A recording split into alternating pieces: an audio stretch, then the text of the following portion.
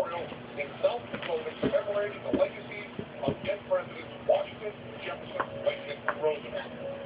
Well, we found a guy in a Smokey the Bear hat to show us around. Okay, my name is Gerard Baker, and I'm the superintendent of Mount Rushmore.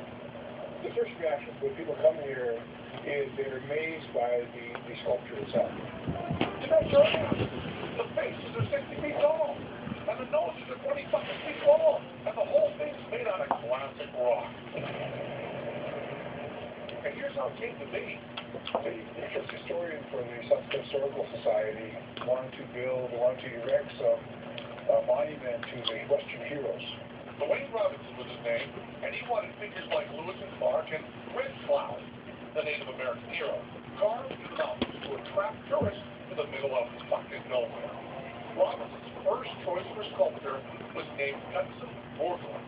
In 1924, Robinson sent this letter to Borglum proposing the sculpture. Dear Mr. Borglum, in the vicinity of Hardy Peak in the Black Hills of South Dakota, are opportunities for heroic sculpture of unusual character. Would it be possible? What the fuck? Did I send her a remote? That's not the type of history we do. The fact is, Borglum was a temperamental asshole artist who refused to do the job unless we picked the site and the subject. Fuck Red Cloud, fuck Martin Lewis. Borglum had a hard-on to carve ancient president. It's a monument to the maltreatment of our people. It's a monument to the broken treaties. It's a monument to the desecration of our sacred Black Hills. Bill Beams, member of the American Indian Movement, Oglala Lakota Nation. And we shall call him Quarters for Next Hour. Beams is an expert on U.S. Indian treaty relations. Beams' father, activist Russell Beams, led the American Indian Movement's takeover of Mount Rushmore in 1970 and their occupation of Wounded Knee in 1973. We're taught from a young age that the Black Hills, where we come from as a people, is a very sacred place. And so to have these four faces sticking out of a mountain, a very sacred area, it's kind of like saying, giving us the finger, you know what I mean? We sure don't know the meaning of the word sacred. But we get that our ancestors took your mountain and carved giant faces of the people in charge of looting your people right into his ass. And why such evil? The hell, to attract tourists to dogfoot South Dakota and make them feel like this. It makes me feel very patriotic. It definitely makes me feel a lot more patriotic staring at these guys and, just remembering all the stuff that they've done. Yeah. So Mount Rushmore isn't just a big, stupid, bullshit sculpture. It's a big, stupid, bullshit sculpture with a big, stupid agenda to awe the viewer into patriotism. But what is patriotism? Let's ask professional patriots, shall we? Wake up! My name is Lars Larson. I'm a radio talk show host, and I'm an American patriot. When you talk about patriotism, your level of dedication to the place where you live, the country you live in, the community you live in, that's what I consider patriotism is your willingness to go out and do for your country and the level of attachment that you have to that country. Well, there you go. That's the simple attachment to where you live. Welcome back to the Lars Larson Show. Glad to be with Lars's show is carried nationally on the Westwood One Radio Network. Hey, I'm so Lars Larson Show. Well, you know what they say, giant caricatures, tiny microphones. You've got the governor on the other side of the planet in Iraq, and suddenly, first and foremost, you have to identify you do have a country. I believe in this country. I believe it's the best country on planet Earth. And I've seen what other countries are like, and I really do think we have the best, freest country in the world. Is everyone supposed to feel patriotic about where they were born, no matter where they were born? Is that the idea? Would Lars Larson push for pure patriotism if you're born in Iran? I mean, we love America, too. Why? Freedom, liberty, and Miles Davis, Norman Borlaug, Bob Dylan, and Krispy Kreme. Those others all come directly out of freedom and liberty. Oh. And decadence. We've been to other countries. We really hated the lack of decadence. Decadence is freedom with a smile. Go USA. So freedom is the point. Liberty. America's great and Belgium can eat our nuts. That's patriotism, right, Lars? Patriotism is not constantly second-guessing everything that your country does and suggesting that your country is usually wrong. You can't mean a country founded on crazy-ass rebellion should blindly trust the government, do you? You crazy bastard. I think the average American should support what his government decides. This is the representative government that we have elected. That's the system. So Lars says patriotism is trusting the system? Fuck. I guess those losers who founded this country get it back. John Adams said the only maximum of free government ought to be to trust no living man with power to endanger the public liberty.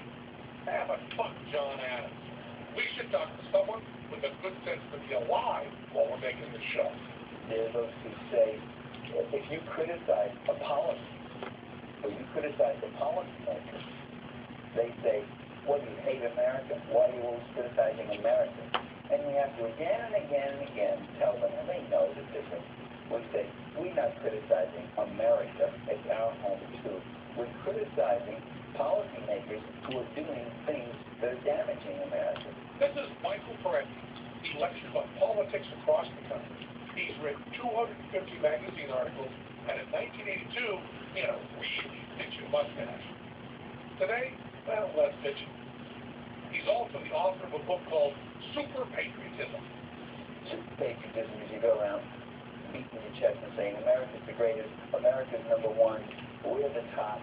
And that's the problem because Under the guise of loving your country, our leaders play upon the best instincts of people and get them to support policies that hurt the quality of life at home.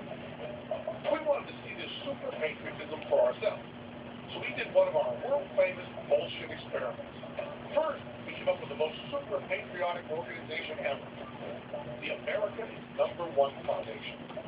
Then we sent our producers all across the country with a petition. They went to the White House, a mall in Orange County, California, a college campus in Lincoln, Nebraska, the Rushmore Mall in Rapid City, South Dakota. Was you there on the sign then? The U.S. Capitol. What was that? And to the Washington Monument and the Vietnam and World War II memorials. And what did our petition say? That the United Nations should pass a resolution recognizing America as #1. So, do we get anyone to sign our super patriotic petition? The America's #1 Foundation? Yep. Hey!